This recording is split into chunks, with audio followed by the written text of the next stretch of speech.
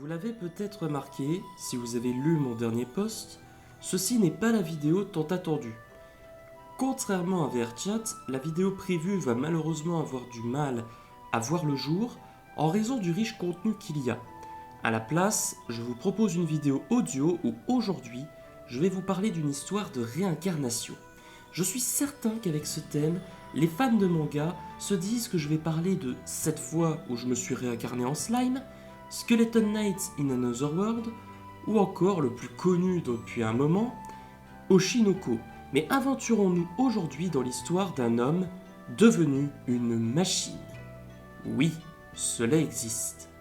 Bienvenue dans la narration du premier tome de Reborn as a Vending Machine.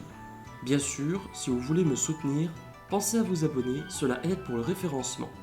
Petite précision, je m'excuse d'avance de ne montrer à l'écran uniquement que la première de couverture tout le long, mais ceci est une vidéo à écouter plutôt qu'à regarder. Cela étant dit, c'est parti. Notre histoire débute avec un homme qui n'est pas identifié, mais qui semble être en pause devant deux distributeurs dans une rue en milieu de journée.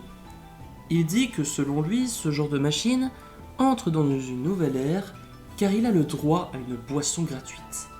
Sachez que cet homme est vraiment passionné par ces distributeurs, tellement qu'il va voir les nouveaux modèles, les technologies insolites, mais aussi qu'il n'hésite jamais à acheter les produits qu'il ne connaît pas. Mais alors qu'il semble nager dans le bonheur de choisir la boisson qu'il veut, d'un coup, sans prévenir, l'arrière d'un camion percute l'une des deux machines qui va naturellement chuter en avant. Voulant que ce distributeur ne soit pas endommagé, l'homme se glisse en dessous du donneur de boisson pour le sauver. Sauf qu'en faisant cela, il perdit la vie.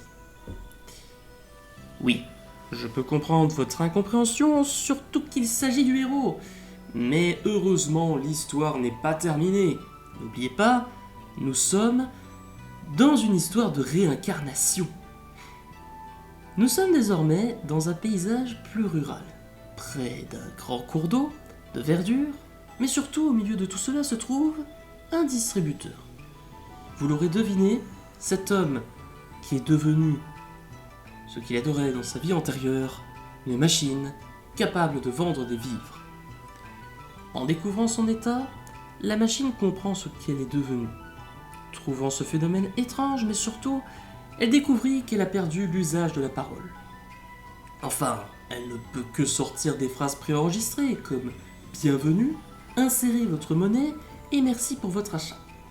Cependant, malgré sa condition de machine non mobile, elle ne souhaite pas se sous-estimer et voudrait savoir de quoi elle est capable dans ce nouveau monde, qui est inconnu par tous à ce début du récit. Mais il y a un problème. Elle n'arrive pas à vendre des vivres.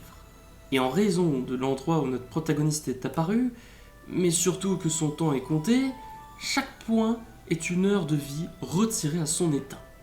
Si elle souhaite survivre, elle doit arriver à 100 yens, donc moins d'1 euro, pour obtenir un point et donc une heure de vie rajoutée.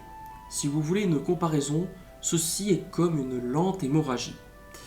En 2 jours, elle n'a plus que 900 points, mais arrivé à 5 jours, le distributeur sent que son heure peut arriver à tout moment. Jamais j'aurais pu dire ça dans ma vie, vraiment. C'est là qu'apparaît une créature avec une apparence de grenouille, équipée d'une armure légère qui protège son torse et armée d'une matraque. La machine comprend qu'avec l'apparition de cette chose, elle se dit qu'elle est réincarnée dans un autre monde. Le batracien, intrigué, regarde la drôle de boîte de conserve, ne sachant pas ce que c'est. Le distributeur, poli, dit donc le mot bienvenue à son interlocuteur. Mais c'est alors que la grenouille se mit à agresser la machine à l'aide de sa matraque. Cette dernière perd alors des points de durabilité, et si elle atteint 0, celle-ci ne sera plus utilisable. Pour rajouter des péripéties, un autre batracien arrive, équipé d'une hache, mais pas avec la même armure malgré qu'elle soit aussi légère. Vous comprenez que ces créatures se protègent principalement au niveau du torse et du dos. Espérant un miracle, la boîte entend alors soudainement une fille qui souhaite avoir de la viande. Une demoiselle avec un look de chasseuse fait son apparition. D'ailleurs, c'est celle que vous pouvez retrouver sur l'image que vous voyez tout le long.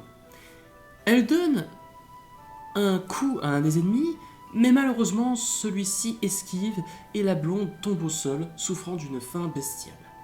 Alors que les deux grenouilles semblent distraites par la fille, la machine, elle, obtient par chance une bénédiction, ce qui a pour effet de lui donner une compétence gratuite, un peu comme dans un jeu vidéo d'aventure.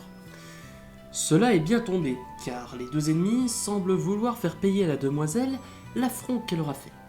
C'est alors qu'une barrière protège le distributeur et cette mystérieuse chasseuse, écartant les grenouilles.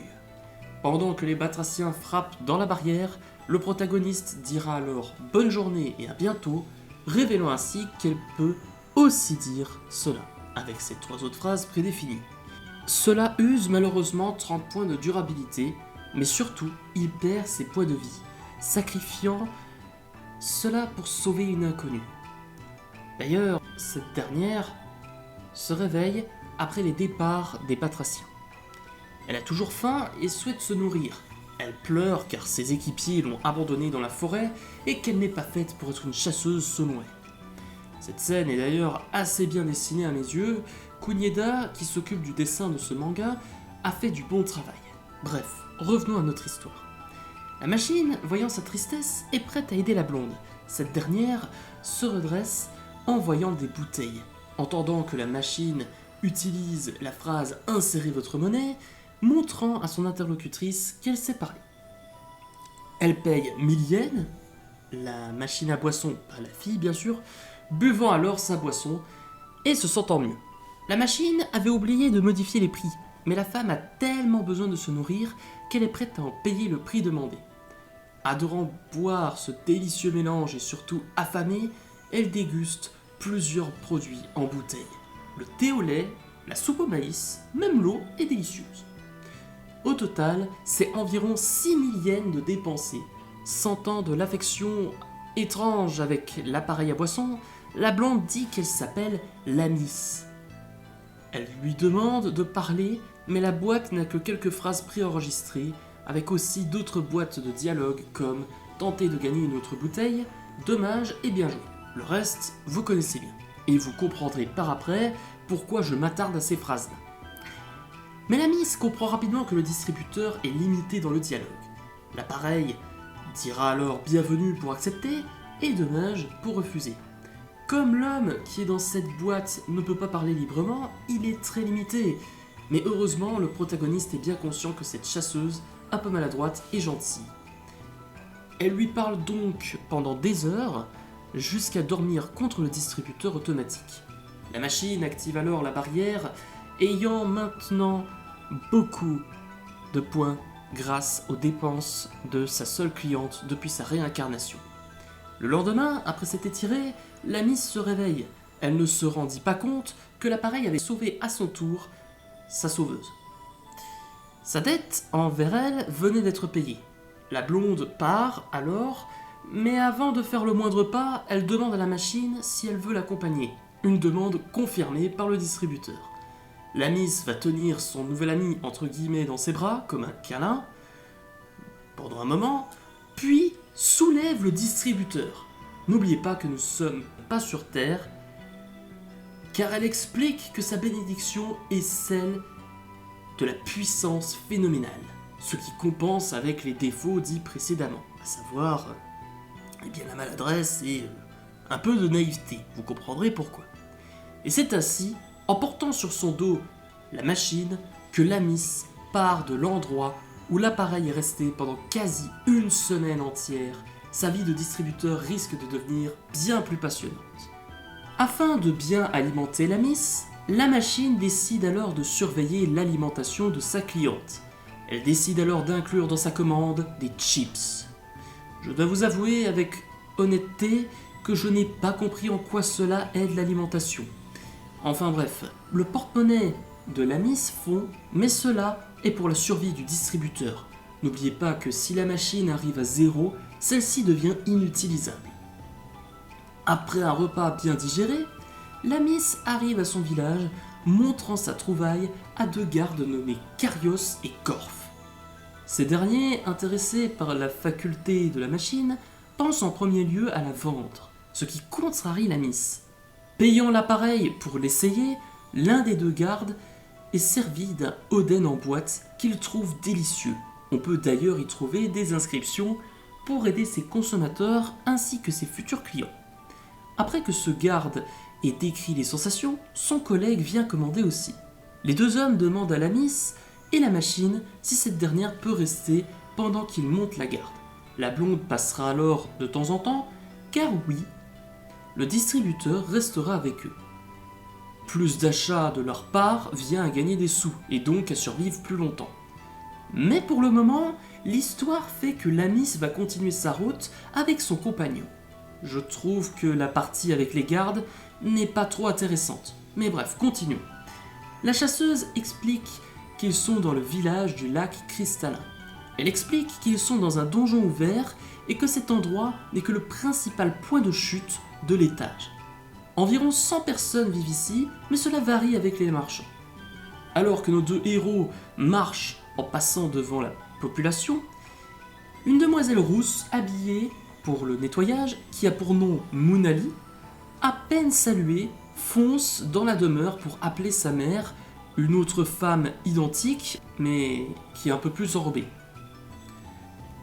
Elle panique pour la miss, pensant qu'elle était à mort-vivant, quand elle est arrivée. La miss, elle, présente alors son compagnon et explique où elle l'a trouvé, à savoir le lac, si vous avez entendu la première partie du récit. Moonali demande si c'est sans danger, car la dernière fois, la chasseuse a ramené quelque chose. C'était un grenouillon. Elle demande ensuite comment est-ce que la miss va payer son loyer pour pouvoir obtenir de l'argent. Elle va donc devoir travailler avec les deux femmes rousses. Pendant qu'elle va travailler, la boîte restera en dehors du magasin. D'ailleurs, la miss s'est rendue compte qu'elle n'a jamais donné de nom à son amie. Elle va alors l'appeler Akon, qui signifie boîte en japonais. Alors, vous pouvez le nommer Akon, je ne vais pas censurer parce que c'est son nom, mais moi je préfère l'appeler Akon car je trouve cela plus beau à l'oral. Voilà comment un distributeur a pu rester dans ce village. Après un nettoyage intensif de Akon, la miss reçut en compensation une bouteille énergétique gratuite. Durant plusieurs jours, il va alors avoir une clientèle régulière, découvrant au passage qu'un homme, fils de vendeur de meubles, a un petit faible pour Moonali. Il y a même une histoire entre deux clans, ceux qui aiment le thé au lait et ceux qui aiment celui au citron. Une autre fille passe aussi souvent, donnant de temps en temps des coups à la machine gratuitement. Mais un jour, elle semble assez triste, comme si elle était grondée. Par gentillesse, Akon donne à Suori, la petite fille que je vous ai décrite, une boisson pour lui remonter le moral. Il est très gentil, Akon. Quand le récit présente ces quelques jours passés, j'ai réduit pas mal de choses, car cette partie de l'histoire n'a que peu d'impact, et cela montre malgré tout des personnages secondaires, comme l'amoureux de Moonali ou encore Suori. Chaque nuit, la miss ramène Akon au duo Karios et Gorf, pour qu'ils puissent se nourrir en cas de faim ou de soif, durant leur tour de ronde à l'entrée. L'un des gardes avertit alors son collègue ainsi que la machine que les batraciens sont plus actifs car ils ont attaqué pas mal de gens.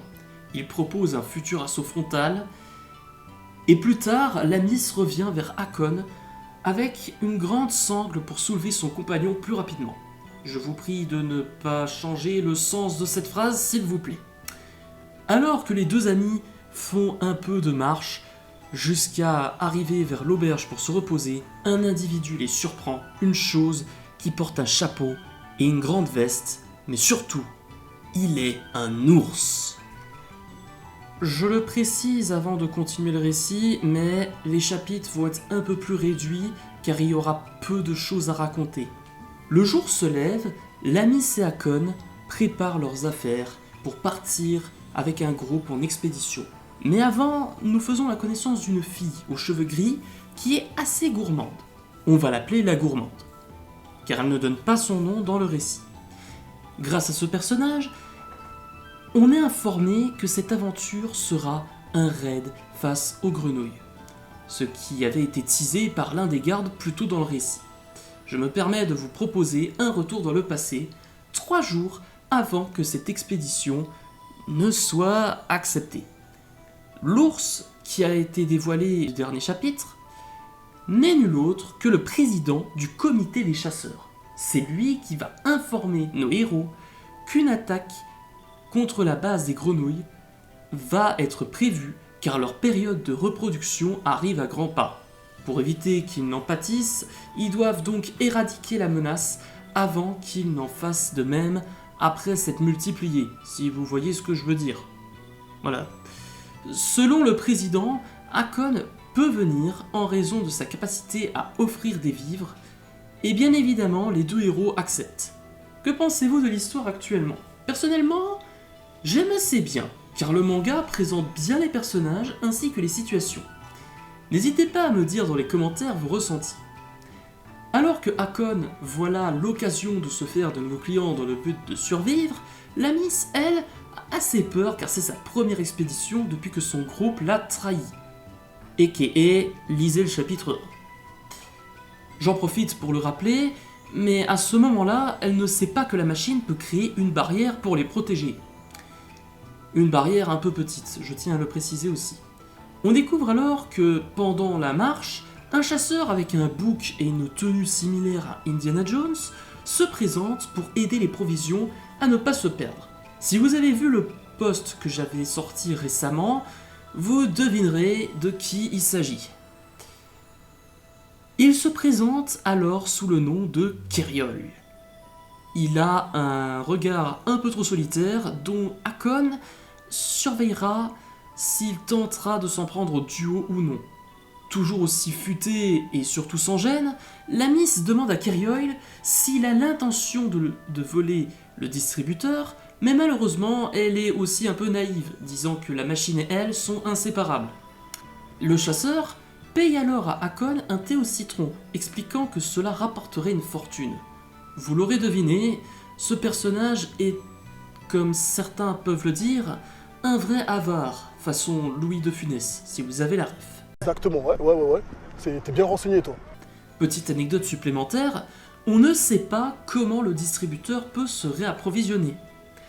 Une femme se présente en envoyant une attaque à son chef Keriol avec un air assez neutre. Son nom est Filmina. Elle a un joli sourire selon moi, et un joli nom, mais le design n'y colle pas trop à ce que je pense. Keriol demande à Filmina si elle peut analyser Hakon, car cette femme est une pure intellect en termes d'artefacts magiques et de reliques, en plus de maîtriser la magie de l'eau. Elle répondra alors que ce n'est qu'une boîte de conserve sans aucune magie.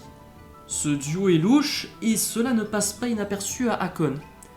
Avec un cri pour signaler toutes ses troupes, le groupe qui s'occupe du raid s'arrête pour une pause repas. Le cri vient du président. Les clients sont nombreux à venir vers le distributeur, ce qui est bien évidemment bénéfique pour sa survie. N'oubliez pas que si Hakon n'a plus de points, elle est inutilisable. Je dis elle pour la machine, même si on sait que c'est un homme. Bref. D'ailleurs, la machine a dépensé des points qui ont été économisés pour rajouter d'autres saveurs pour ses clients, ainsi que ceux qui sont à venir. Elle est même capable, en cas d'achat pour des nouilles instantanées, d'obtenir une fourchette pour se régaler. Un pur bonheur en termes d'évolution. Hakon a sur lui 3600 points, enfin 2600, car il en a dépensé 1000 points pour avoir une vue périphérique de 360 degrés, tel un caméléon qui détecte des proies et des prédateurs. Alors que la nuit passe et que le groupe du raid campe à la Belle Étoile, ou avec des tentes pour certains, le président demande à parler en privé avec Lamis et Hakon. Il explique qu'il donne le choix à la blonde. Soit la machine et elle ne vont pas sur le champ de bataille, mais seront exposés aux attaques des survivants ainsi que des grenouilles, car il pourrait y avoir quelques ennemis à l'arrière du bataillon, soit, et c'est ce que le duo choisira, ils vont sur le champ de bataille. Ils s'exposent du coup au danger de devant, vous le comprenez bien. Le président termine cette petite entrevue en demandant à la blonde de croire en elle et sa force supérieure, rajoutant qu'il a hâte de voir ses prouesses. Après une précieuse nuit de sommeil prise par les chasseurs, le président lève la patte puis indique au groupe d'attaquer. Un gros combat s'enclenche alors entre les opposants humains et les grenouilles. La Miss va d'ailleurs comprendre qu'ayant Hakon sur le dos, elle arrive à être plus précise. Kirioil commente son progrès, mais demande à ce que son équipe ne lui fasse pas de l'ombre. Ils enchaînent donc les grenouilles pour les tuer. Oui, leur but n'est clairement pas de les assommer, mais de les éliminer. Souvenez-vous de ce qu'avait dit le président au début du chapitre 3. D'autres batraciens arrivent, plus nombreux. La gourmande, armée de son arc, voit une grenouille lui sauter dessus, mais la Miss la sauve. Un nouveau problème survient quand un des ennemis parvient à infliger des dégâts à Hakon à l'aide de son arme. Son ami explique que, comme la machine est derrière elle, elle ne peut donc pas voir de derrière, ce qui est logique. Les batraciens encerclent le duo, mais Hakon révèle à ce moment-là la faculté qu'elle a utilisée pour garder sa première cliente en vie lorsqu'ils étaient proches du lac au début de notre récit. Elle invoque la barrière pour faire voler le grenouille qui allait attaquer nos protagonistes ainsi que la gourmande. Après avoir fait valser les batraciens, Hakon se dit que la Miss était stupide de mettre sa vie en jeu pour un distributeur. Ce qui est un peu marrant car notre héros a justement sacrifié sa vie antérieure pour sauver une des machines comme celle qu'il est devenu. La boîte de conserve décide alors d'utiliser la phrase « tenter de gagner une autre bouteille » pour que la Miss soit avertie qu'un danger l'attaque dans son dos. Vous comprenez maintenant pourquoi est-ce que je me suis attardé sur le texte. Le duo est désormais intouchable, surtout depuis que Hakon a sa vision de caméléon, lui permettant de voir à 360 degrés. Alors que la Miss rate aucune cible, elle a donc compris pourquoi elle ne rate rien avec son ami derrière elle, et qu'elle ne touche rien quand elle est seule. En réalité, la chasseuse nous dévoile qu'elle avait dû s'entraîner avec un énorme rocher à son dos et que cela lui a été recommandé par son maître. Oui, du coup, on sait qu'elle a un maître, mais on ne sait pas qui. Kirioil, voyant la faculté de Hakon à créer des barrières, rentre pour se sauver, mais aussi pour faire ce pourquoi il est venu, défendre les provisions. Au départ, il demande si c'est Lamis qui sait créer ce sort, mais quand la personne interrogée révèle que qui crée ses défenses, Kirioil montre un regard discret qui montre qu'il a bien l'intention de l'embarquer, ce qui effraie Hakon intérieurement. Kirioil demande à son équipe de retirer les langues des grenouilles une fois la bataille finie, afin de pouvoir s'enrichir par après. Mais quand un de ses associés demande de l'aider, il refuse, se faisant traiter d'escroc et de pervers. Il propose alors aux deux protagonistes de gagner aussi un peu de bonus afin de montrer de la bonté, malgré que le distributeur garde un œil sur l'homme. Jamais j'aurais pensé dire cela un jour dans ma vie de passionné. Le temps passe et le raid aussi. Avec même le président qui participe aux batailles. D'ailleurs, auparavant, il était un chasseur de renom. Le président, après avoir complimenté le groupe de Kirioil, dit que si les grenouilles étaient si nombreuses, cela doit forcément cacher quelque chose. Flamina ainsi que les deux concernés émettent l'hypothèse que le roi des grenouilles pourrait être avec eux. Pour vous faire simple, le roi des grenouilles, c'est un batracien sans armure, bien plus gros que les autres. Voilà, je ne peux pas résumer plus facilement que cela. Suite à toute cette violence et ce sang, les ventes peuvent donc reprendre pour le distributeur, ce qui attire les différents groupes de chasseurs voulant s'emparer de la machine, bien évidemment. Elle se dit alors qu'elle va inclure prochainement des alcools afin d'attirer les plus matures. Petite parenthèse, l'abus d'alcool et d'autres contenus similaires sont bien évidemment nocifs pour la santé, donc pitié, n'en abusez pas. Hakon dit ensuite qu'il va éviter de mettre des boissons trop pétillantes, car un jour, Lamis avait le malheur de secouer une de ses bouteilles, ce qui a fait un jet qui a arrosé le visage de la chasseuse, comme un Coca-Cola avec un Mentos menthe que l'on peut voir dans les vidéos TikTok. Alors que les ventes se portent à merveille, l'attention de Lamis se repose désormais sur une personne qui a besoin d'aide avec des blessés. Mais au même moment, un des chasseurs arrive, certainement pour de mauvaises intentions. En effet, l'homme tient un crochet, voulant déverrouiller la machine et s'emparer de tout ce que peut vendre Hakon pour lui. En gros, c'est un lâche. Mais la boîte de conserve se défend, utilisant la barrière un court instant pour qu'il arrête. Ce sale type commence alors à frapper Hakon pour le punir de l'accueil qu'il a reçu. Pour se défendre, le distributeur offre une soupe de maïs pour lui, mais dès qu'il la tient en main, il hurle de douleur. En réalité, la bouteille était chauffée au maximum. L'homme malsain, n'en pouvant plus de cette résistance, sort un couteau. Alors qu'il allait l'attaquer à nouveau avec cette arme, une main attrape la poignée de ce dernier, lui faisant lâcher prise. C'est Lamis qui revient avec un regard noir, montrant qu'elle est clairement pas contente. Le type tente de nier qu'il n'avait rien fait d'autre, mais dommage pour lui, Hakon peut facilement communiquer avec son ami, qui sait que l'homme ment car elle croit au distributeur.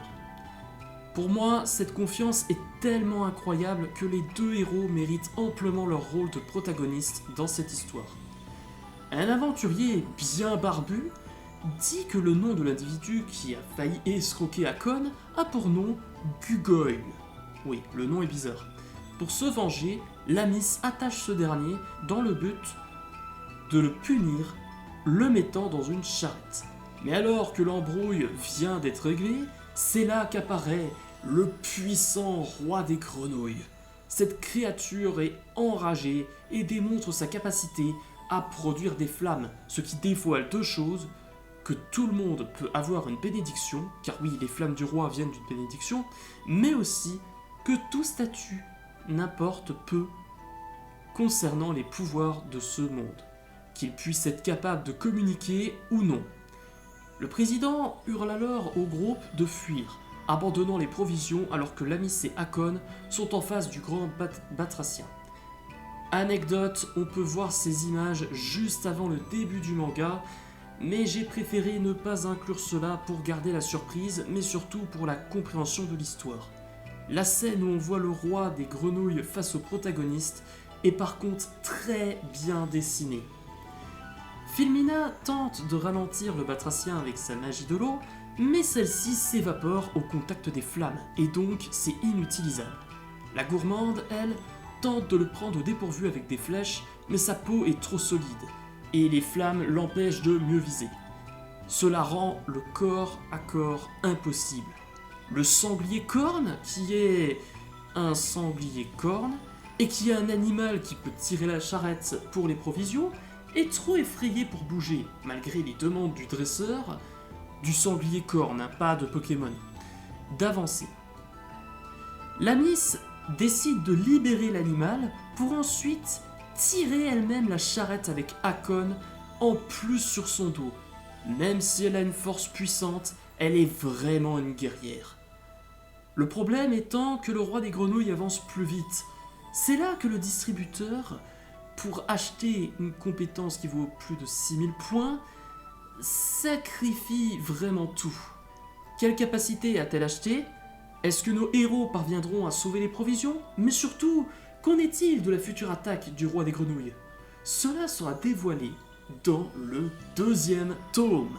C'était le premier tome de Reborn as a Vending Machine, dessiné par Kunieda, avec comme maison d'édition Vega et scénarisé par Ilukuma. J'ai vraiment été ravi de faire ce contenu car je voulais vraiment parler de quelque chose qui me passionne, à savoir les mangas.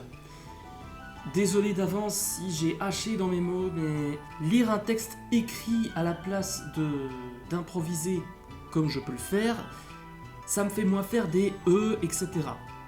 Cette vidéo m'a d'ailleurs inspiré de la chaîne Le Lore, qui fait même des histoires, qui fait de même avec des histoires sur les comics de chez Marvel et DC. Il est à 200 000 abonnés, bravo Le Lore. Je ne vous le cache pas, l'exercice n'était pas facile à faire car même si j'aime écrire sur un logiciel, cela prend énormément de temps car j'ai dû aussi vérifier le manga tout le long et même plusieurs fois.